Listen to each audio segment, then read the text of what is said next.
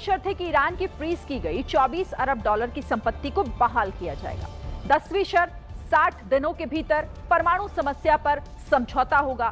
11वीं शर्त यह है कि परमाणु हथियार ना बनाने के लिए परमाणु अप्रसार संधि के तहत समझौता होगा। फिर 12वीं शर्त है समझौते का पालन कराने के लिए एक निगरानी तंत्र भी बनाया जाएगा। डील की 13वीं शर्त है कि अंतिम समझौते पर यूएन सुरक्षा परिषद की मुहर लगेगी और डील की आखिरी शर्त है कि अमेरिका आगे से ईरान पर कोई नई पाबंदी नहीं लगाएगा। तो देखिए, ईरान और अमेरिका ने एक दूसरे के सामने शर्तों का अंबार लगाकर ये डील तो कर ली है, लेकिन जो सबसे बड़ा सवाल अब उठ रहा है वो ये कि 108 दिनों तक चले इस युद्ध में जीता कौन और हारा कौन।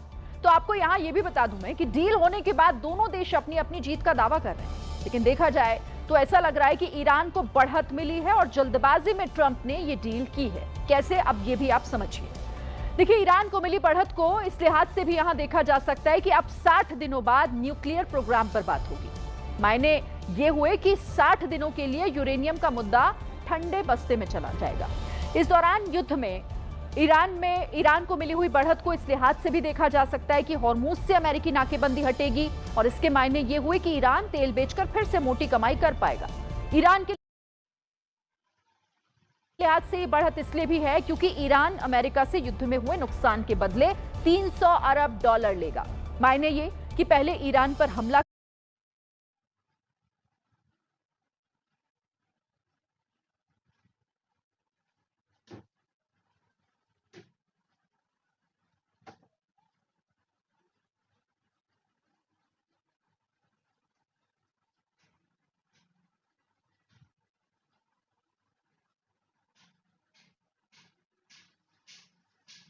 करने के लिए अमेरिका ने अरबों खरबों डॉलर बर्बाद किए और अब ईरान को हर्जाना देगा, वो अलग है।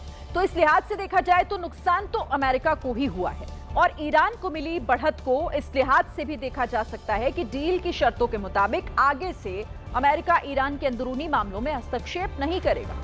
अब यहां इसका मतलब यह हुआ कि अमेरिका ईरान पर कोई नई पाबंदी नहीं लगाएगा। बड़ा सवाल यह भी है कि अमेरिका तो ईरान पर हमला ना करने के लिए मान गया है, लेकिन क्या इजराइल मानेगा? तो इस बारे में नेतन्याहू का रुख ठीक नहीं लग रहा है। इजराइल के रक्षा मंत्री ने साफ कहा है कि हम हमले बंद नहीं करेंगे।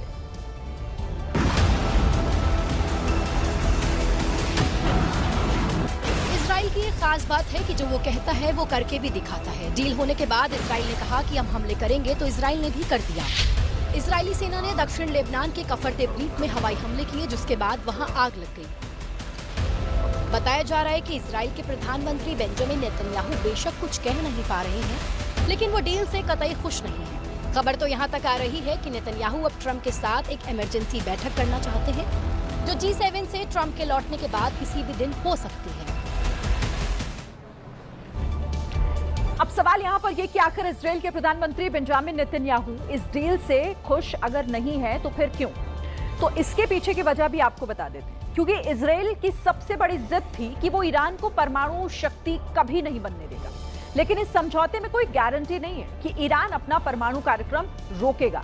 इस डील से नेतन्याहू इसलिए भी खुश नहीं है क्योंकि इजराइल ईरान के बैलिस्टिक मिसाइल प्रोग्राम को अपने लिए एक बड़ा खतरा मानता है, लेकिन इस डील में ईरान के बैलिस्टिक मिसाइल प्रोग्राम पर कोई भी बात नहीं हुई है।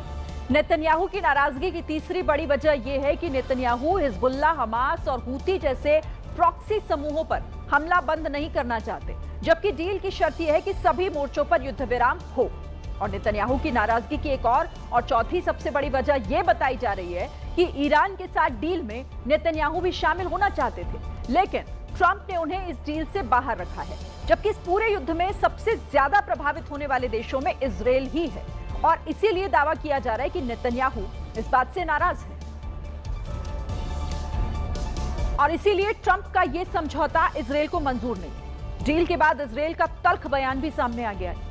इजराइल ने कहा है कि ट्रंप का समझौता इजराइल को नामंजूर है।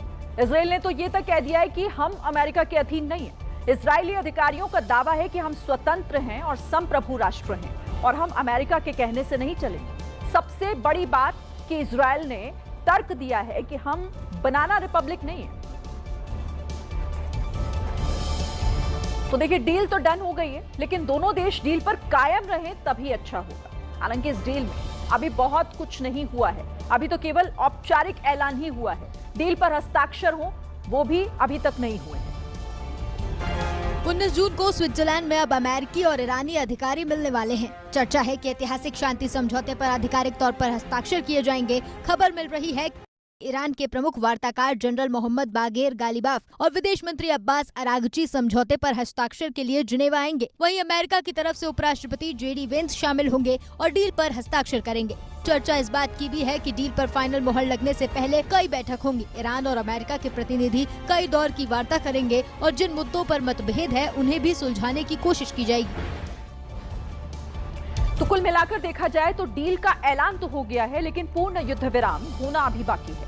आगे पूर्ण युद्ध विराम होगा या फिर से घमासान होगा, इस पर भी पेच अभी फंसा हुआ है, क्योंकि ईरान ये चाहता है कि पहले फ्रीज फंड जारी हो, तो अमेरिका कह रहा है कि पहले ईरान शर्त पूरी करे, फिर हम फ्रीज संपत्ति को बहाल करेंगे।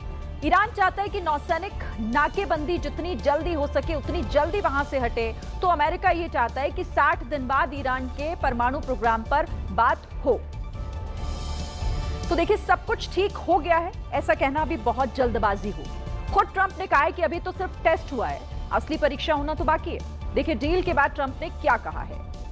ईरान से समझौता हो गया है, लेकिन परीक्षा अभी बाकी है। ट्रंप ने कहा है कि ईरान परमाणु कार्यक्रम पर जल्द से जल्द समझौता करे। समझौता ऐसा होना चाहिए जिससे अमेरिका संतुष्ट हो। ट्रंप ने धमकी देकर यह भी कह दिया कि अगर ईरान ने संतोषजनक समझौता नहीं किया तो अमेरिका सख्त कदम उठाएगा। ट्रंप ने ईरान को यह भी चेतावनी दी है कि अमेरिका दोबारा से सैन्य कार्रवाई कर सकता है। तो ईरान ने डील के लिए अमेरिका को कई दिनों तक इंतजार करवाया। कई ऐसे मुद्दे थे जिस पर ईरान आखिर तक अड़ा ही रहा, और अब जब ये डील पूरी हो गई है तो ईरान को कई मोर्चों पर राहत मिलेगी, जो एक तरह से उसकी जीत है। अमेरिका ईरान ऐतिहासिक शांति समझौते के तहत युद्ध को समाप्त करने और होर्मुज स्ट्रेट को फिर से खोलने के बदले ईरान को भारी आर्थिक और सैन्य राहत मिलने का प्रावधान है। अमेरिका और उसके सहयोगियों द्वारा फ्रीज की गई ईरान की लगभग 24 अरब डॉलर की संपत्ति जारी की जाएगी। समझौते के तहत 60 दिनों की अंतिम बातचीत शुरू होने से पहले ही इस राशि का आधा हिस्सा यानी 12 अरब डॉलर ईरान को ट्रांसफर किया जाएगा। ईरान के तेल, पेट्रोकेमिकल उत्पादों और ऊर्जा एक्सपोर्ट पर लगे अमेरिकी प्रतिबंधों को निलंबित कर दिया जाएगा। इससे ईरान अंतर्राष्ट्रीय बाजार में अपना कच्चा तेल सामान्य दरों पर बेच पाएगा और ऊर्जा राजस्व तक उसकी पूरी पहुंच बहाल होगी। वहीं अमेरिका और उसके क्षेत्रीय सहयोगी देश युद्ध से प्रभावित हुए ईरान के बुनियादी ढांचे को सुधारने के लिए कम से कम 300 अरब डॉलर का पुनर्निर्माण प्लान पेश करेंगे। बड़ी बात यह भी है कि लेबनान समेत सभी मोर्चों पर सैन्य कार्रवाइयों को तुरंत और स्थायी रूप से रोक दिया जाएगा। साथ ही अमेरिका ईरान के आसपास के इलाकों से अपनी सैन्य मौजूदगी को कम करेगा और क्षेत्र में तैनाती नहीं बढ़ाएगा। अमेरिका ने प्रतिबद्धता जताई है कि वो ईरान के आंतरिक मामलों में कोई हस्तक्षेप नहीं करेगा। अमेरिका और ईरान के बीच हुए शांति समझौते को अगर कूटनीतिक नजरिए से देखा जाए तो ये ईरान के लिए एक बड़ी रणनीतिक और आर्थिक जीत है। हालांकि इस समझौते के तहत ईरान को कुछ सख्त शर्तें भी माननी पड़ी, जिससे उसे कुछ मोर्चों पर नुकसान भी उठाना पड़ा है। ईरान का पहला फायदा ये है कि इस समझौते के तहत अमेरिका में फ्रीज पड़ी ईरान की संपत्ति में से लगभग 12 से 24 अरब डॉलर की राशि जारी होने की उम्मीद है, जिससे उसकी बदहाल अर्थव्यवस्था को तुरंत सहारा मिलेगा। इसके अलावा अमेरिका द्वारा ईरानी बंदरगाहों की नौसैनिक नाकेबंदी को हटाने और आर्थिक प्रतिबंधों में ढील देने की बात कही गई है, जिससे ईरान फिर से तेल का निर्यात कर सकेगा। सर्वोच्च ईरानी नेता आयतुल्लाह अली खामेनेई की मौत और भीषण युद्ध के बावजूद ईरानी शासन न केवल सुरक्षित रहा, बल्कि उसने ये भी साबित कर दिया कि वो स्ट्रेट ऑफ हॉर्मुज को ब्लॉक करने की ताकत रखता है। इस फैसले के जरिए ईरान ने वैश्विक स्तर पर अपनी ताकत दिखाई। ईरान के मुख्य परमाणु कार्यक्रम और यूरेनियम संवर्धन से जुड़े संवेदनशील मुद्दों पर बातचीत के भविष्य के लिए टाल दिया गया है, यानी ईरान को अपनी मुख्य मांग से पीछे नहीं हटना पड़ा।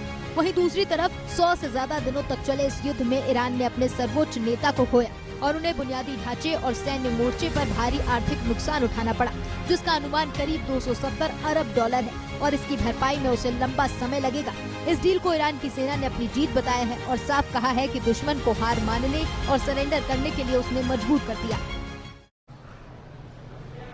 ट्रंप बार बार ये धमकी देते थे कि अगर ईरान डील के लिए राजी नहीं हुआ तो उसे इसका खतरनाक अंजाम भुगतना होगा, लेकिन ईरान भी आखिरी तक अड़ा रहा और अब ये कहा जा रहा है कि दोनों ही देशों ने डील में अपनी अपनी बातें मनवाई हैं, यानी ना तो ईरान झुका और ना ही ट्रंप।